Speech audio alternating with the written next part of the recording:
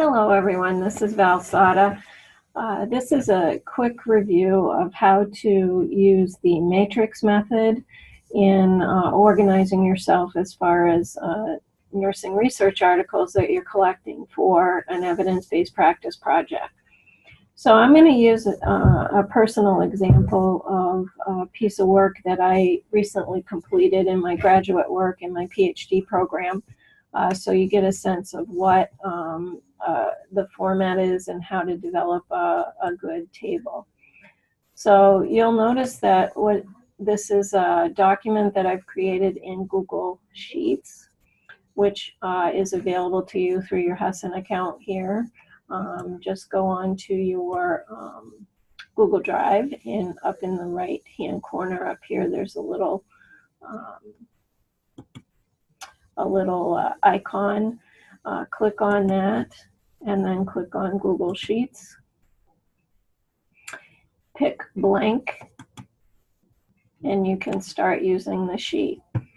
So the first thing that you need to do is you need to decide what information you actually want to collect on each article that you're reviewing. And depending on the type of paper or project you're working on, it might be important that you include more columns than I have listed. This particular paper was more of a historical review document, so I included certain key points of the articles. But you could include a column, for example, if you were interested in the methodology used by the authors, or if you were interested particularly in the discussion part. You can add different columns as you feel appropriate.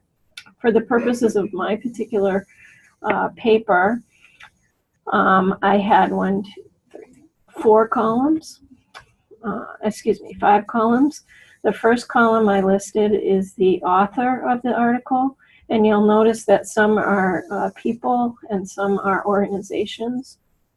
The more detail you have there, the easier it is to correctly format your citation when you use the APA format, which we'll be discussing later. The second column is the year of the article, and again, I've set mine up very similar to APA format, so it's very easy for me to draw that information out. The third column is really what the core purpose of the article is, the title. So you'll notice on this National League of Nursing, it was published in 1962. Here's the title of the article: Criteria for the Evaluation of Educational Programs in Nursing leading to a diploma. So that's always an important piece to include in your matrix so that you have quick reference to the article. This next column for me was what we just recently completed using the Cornell method for note-taking. And you'll notice that as I was reading the article, I took notes for myself on important information related to my topic and the project that I'm working on. You'll notice that I've included page numbers, and if I felt a piece of information was so valuable I wanted to quote it verbatim, I used quotes for that. If it was more conceptual, for example, I was skimming the section and I found in my head that that might be an important piece of information. Like if you notice here, page 14, demands for nursing services after World War II brought on a relook at nursing education. That's where I found that information, so I can very quickly go back to the article and find it if I need it again, or I need to clarify it as I'm writing my proposal or my paper. So you'll notice some articles I didn't get a lot out of, some I got a lot more information out of. And as you go down, this particular article is incredibly valuable. So this article is something that I spent a lot of time on. The next column that I used is this column, which is the last column. And what I included here are things that I felt were important, a discussion, part of the article, and or comments that I had about the article. So you'll notice that in this column right here, I have pretty extensive information from that particular article. Here, I just took out a key point from that. I also noted some things that I might want to go back to because I thought they were useful. So this is a really quick way to collect a lot of articles and to create a really good, solid collection of articles for your work. The other thing that I do like about this method is you'll notice that I have highlighted some articles and not some others. As I was writing my paper, if I cited the article or I used the information from that article, I would highlight it so I knew I used that article.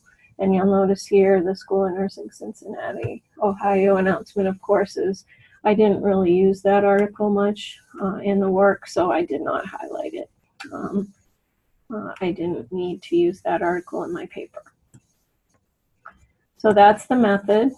And then from that method, I developed the APA formatted reference list.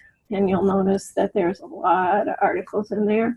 So that method helps you keep yourself organized and helps you collect all the information you need in one space. Now, my Val tip of the day is really to, I wanted to show you what I do related to, excuse me, collecting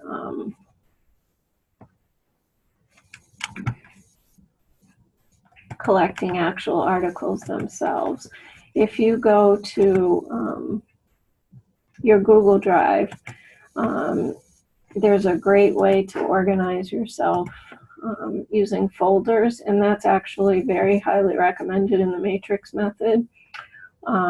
You'll notice that I have different folders for different courses, but if I go into, this is the particular paper that I was just referring to, all the citations. I have all of those pieces of work all in the same folder. I have recently done a paper, let me see if I can find it for you, Social Context of Education. And you'll notice that I created a whole separate file folder for the actual articles themselves. I used the Matrix method, and then I actually copied certain articles because I thought they would be helpful. That's a real advantage of using the Husson library. When you collect articles, you can copy the articles and download them up to your to a folder that you specifically named for that paper. So if you need help doing that, or you want to meet with me about that, don't hesitate to send me an email and we can set up a time and go over how to set that up for you. But again, use your electronic resources. That helps keep you organized and keeps you on track when you're doing a project or a paper.